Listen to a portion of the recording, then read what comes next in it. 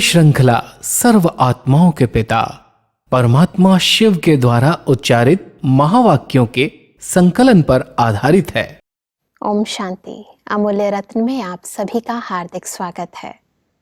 आज हर एक के जीवन में कई उतराव और चढ़ाव देखने में आते हैं, परंतु कहते हैं कि हिम्मत है दिल में अगर तो आसान हो जाती है जीवन की हर डगर। तो परमात्मा भी हम सभी को ऐसी हिम्मत देते हैं और मदद भी करते हैं, साथ ही ज्ञान रत्नों द्वारा हमें ऐसी शिक्षाएं देते हैं जिससे जीवन की हर डगर पर हमें चलना आसान हो जाता है। आज ईश्वरीय महावाक्यों द्वारा हम कैसे अपने जीवन में हिम्मत लेकर आएं, जीवन की डगर पर कैसे हम अपनी ऊंच मंजिल को प्राप्त करें, इन्हीं सब बातों के बारे में विचार करेंगे। और हमेशा की तरह हमारे मध्य हैं प्रजापिता ब्रह्मा कुमारीज ईश्वरीय विश्वविद्यालय के वरिष्ठ राजयोगी शिक्षक आदरणीय राजू भाई साहब। भाई साहब, आपका आज के एपिसोड में बहुत बहुत स्वागत है। भाई साहब, आज हम बात करेंगे 28 मई 1970 के महावाक्यों के बारे में और इसका टॉपिक है हाई जंप देने के लिए हल्का बनो। भाई साहब, स्टार्टिंग में परमात्मा कहते हैं कि यदि हम साहस रखते हैं तो माया का सामना करना शुरू हो जाता है, इसलिए सामना करने के लिए हिम्मत भी पहले से अपने में रखनी है। भाई साहब, ये बात तो सच है कि यदि हम कोई भी कार्य करने लगते हैं उसके लिए थोड़ी हिम्मत जुटाते हैं तो आगे से भी जैसे कोई चैलेंज करता है तो ऐसे फोर्स आती कोई है। भी कर्म में अगर हम संकल्प लेते हैं करना है जी, आगे बढ़ना है, हाँ जी, तो कई प्रकार की बातें रुकावटें तो आती ही हैं। जी, कोई करता ही नहीं है तो उसके आगे आएगा क्या।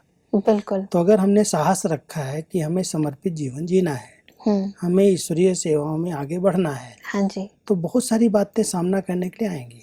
हाँ। पर भाई साहब, व्यक्ति कई बार सोचता है कि मैं तो अच्छा काम करने निकला हूँ, तो जहाँ अच्छाई होती है वहां पर ही कई न कई प्रकार की नेगेटिव बातें भी आती हैं।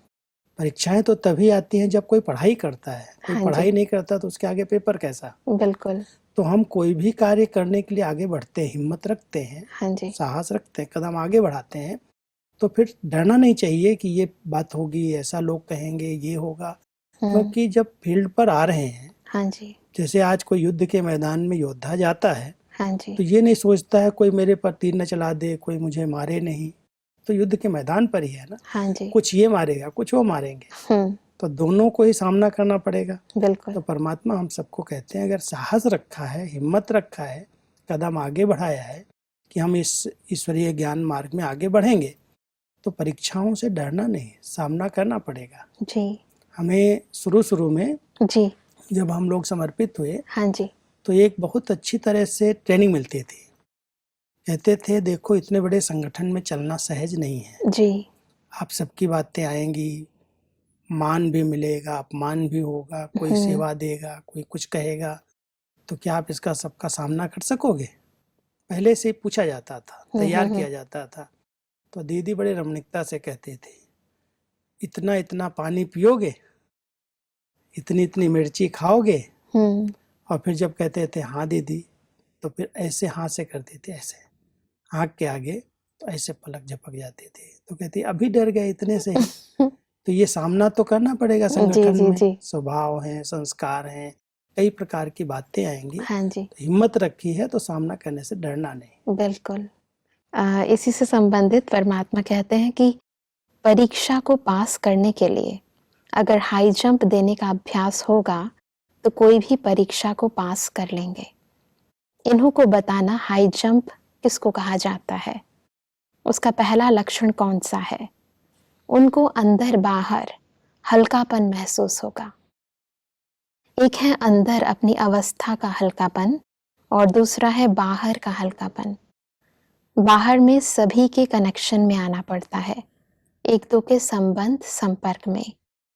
तो अंदर में हल्कापन, बाहर भी हल्कापन, हल्कापन होगा तो हाई जंप दे सकेंगे। भाई साहब, इस चीज को थोड़ा स्पष्ट करें। ये भी आध्यात्मिक भाषा है। हाँ जी, क्योंकि वैसे भी कभी कोई हाई जंप देते हैं, जी, जंप के कार्यक्रम रखे जाते हैं, तो जो जंप देने वाला होता है अगर वो हल्का है, शरीर से हल्का है, जी, तो बहुत जल्दी और बहुत लंबा जंप दे सकता है। तो कई प्रकार की जो बातें आती हैं, पेपर्स आते हैं, जो जंप देने वाले हैं वो ऐसे छलांग लगा करके जैसे इधर से उधर क्रॉस कर जाते हैं, हम्म वो पेपर बीच में रह जाता है और वो पार कर जाते हैं। तो परमात्मा हम सबको एक ट्रेनिंग देते हैं कि कोई जी। भी बातें आती हैं उनको ज़्यादा सोचना नहीं, क्योंकि सोचने से वो बात बड़ी हो जाती है। और सोचने के साथ अगर किसी को सुनाना शुरू कर दिया, वर्णन करने लगे, तो एक छोटी सी बात पहाड़ बन जाएगी। इसलिए कोई भी पेपर आता है तो उसको जंप दो, माना न सोचो न वर्णन करो, आगे बढ़ जाओ। लेकिन उस आगे बढ़ने के लिए अंदर और बाहर का हल्कापन चाहिए। अंदर भी बहुत हल्के, माना अच्छे संकल्प, पॉजिटिव संकल्प, क्यों क्या वाले भारी संकल्प नहीं चाहिए।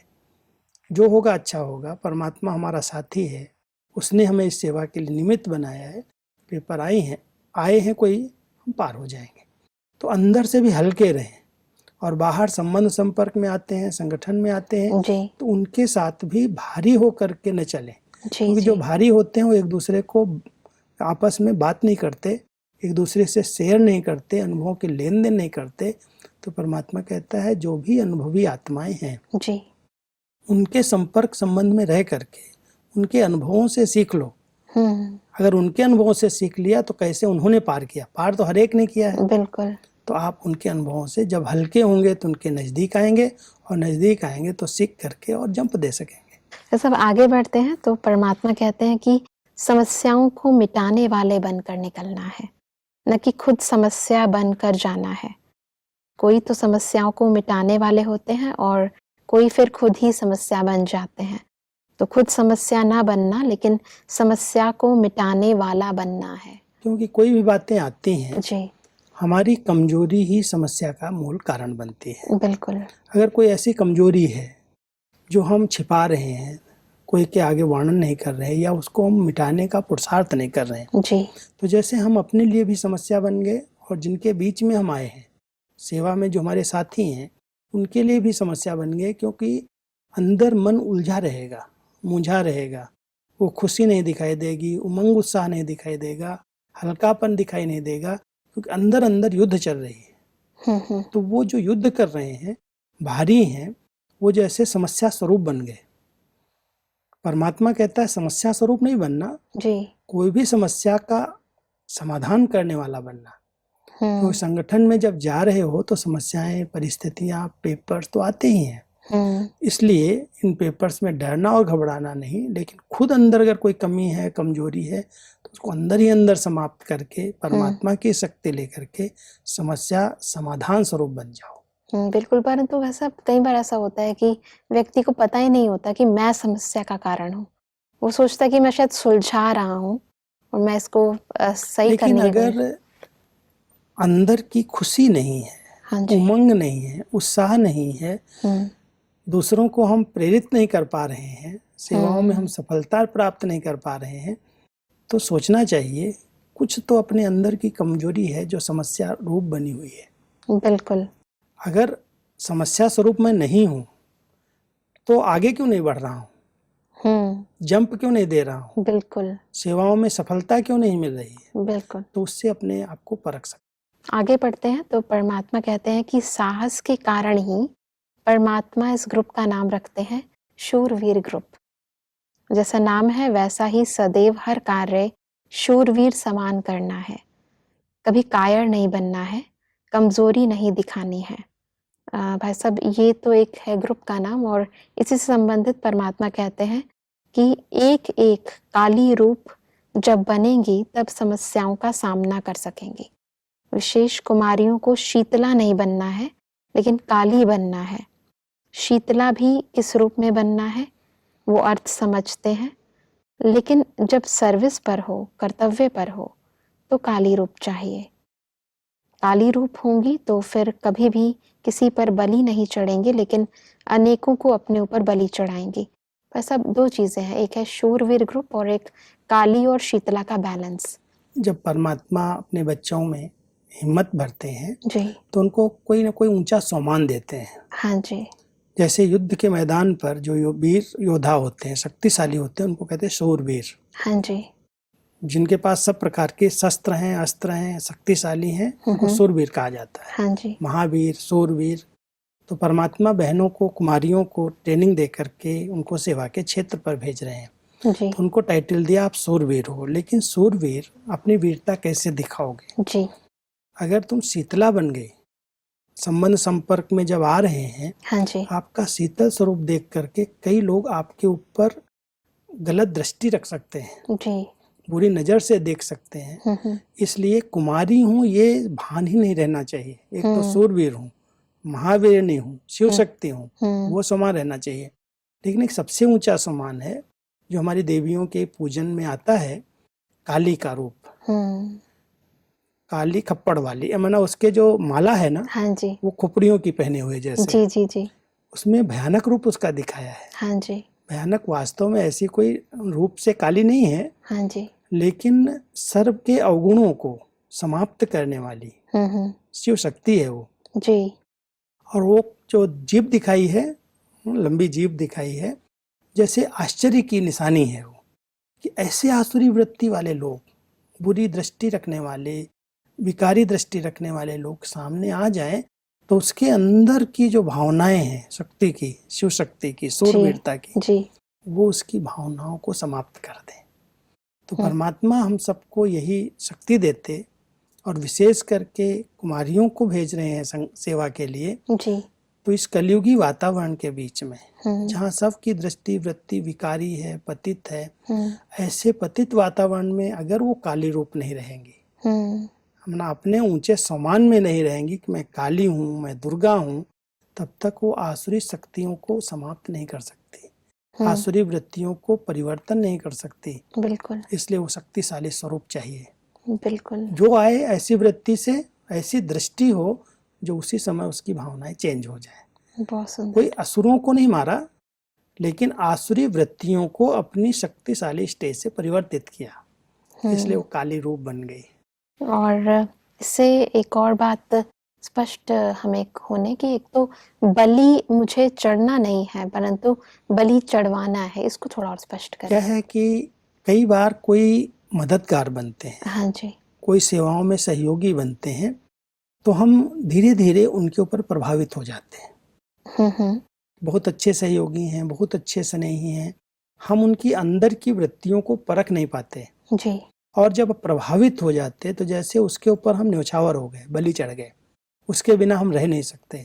वही मददगार चाहिए, हमेशा उसकी याद आएगी, वो होता, सहयोग मिलता, वो ये कर देता।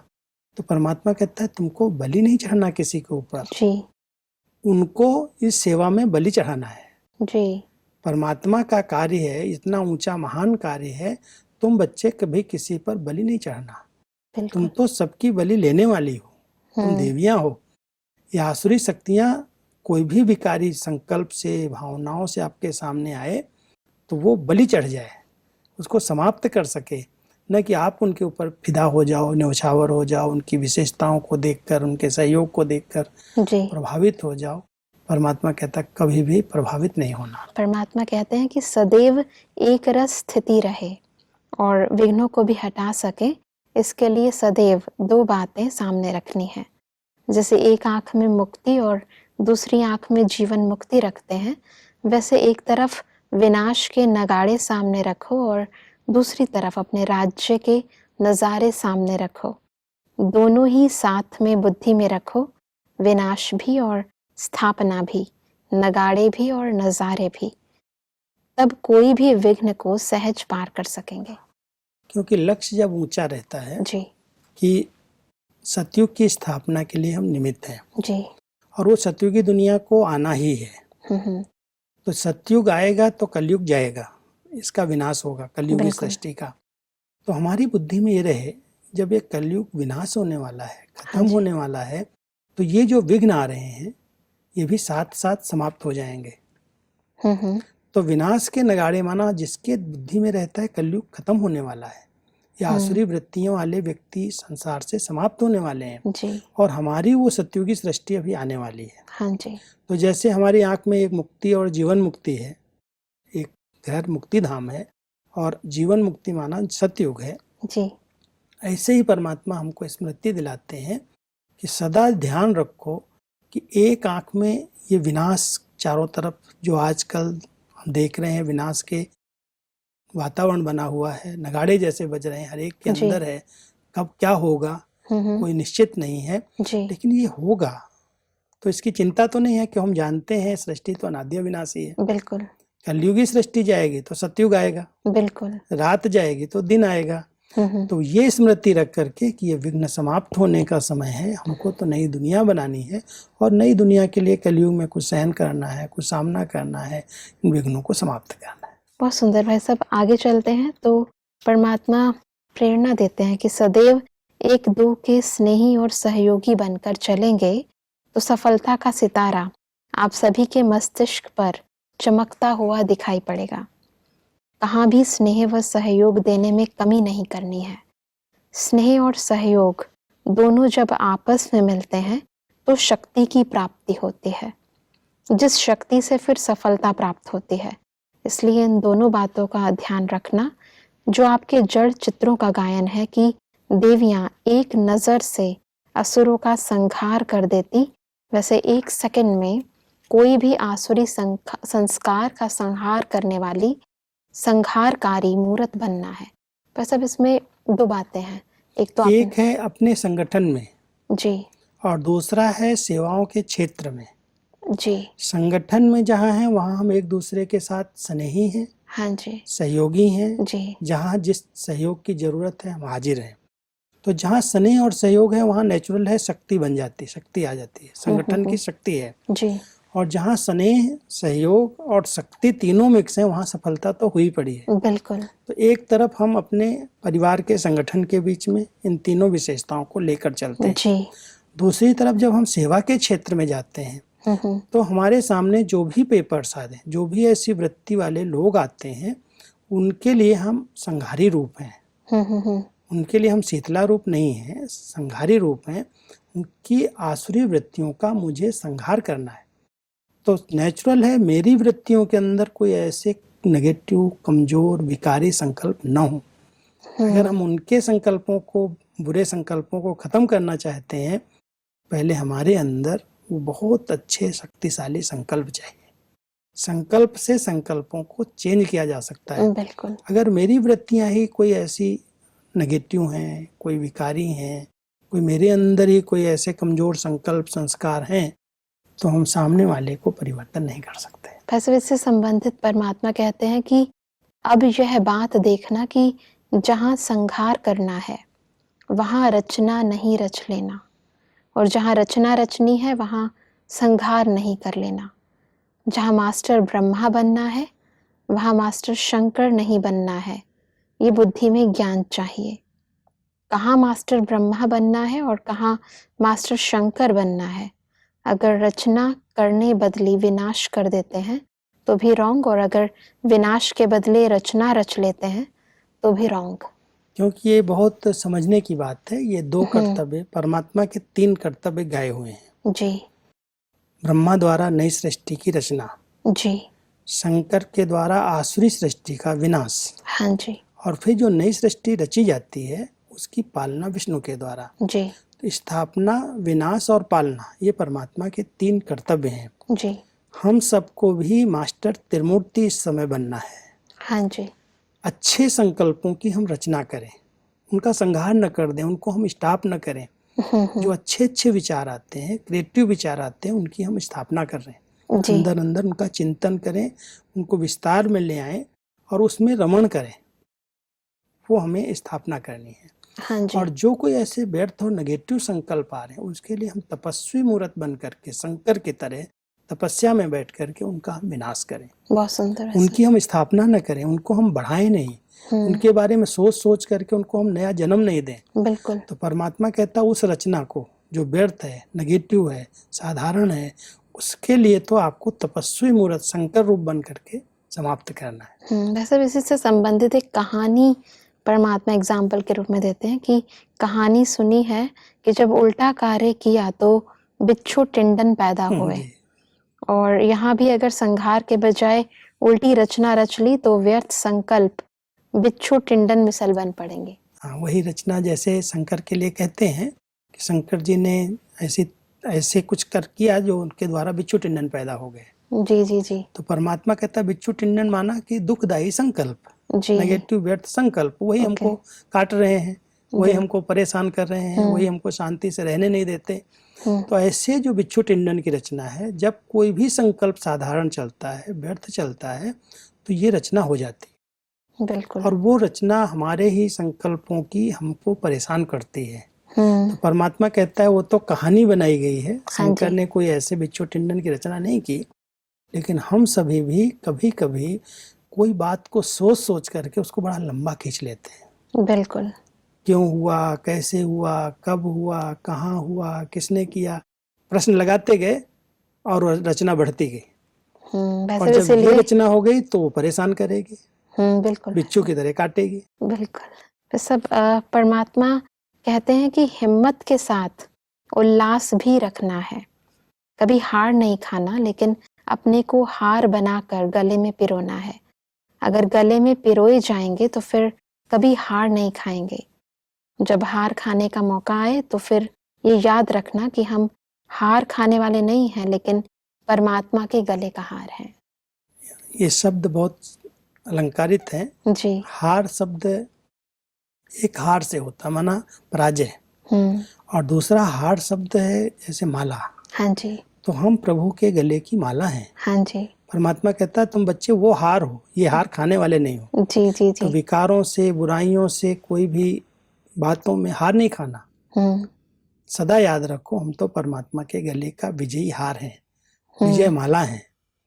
तो इस स्मृति से सफलता मिलती रहेगी।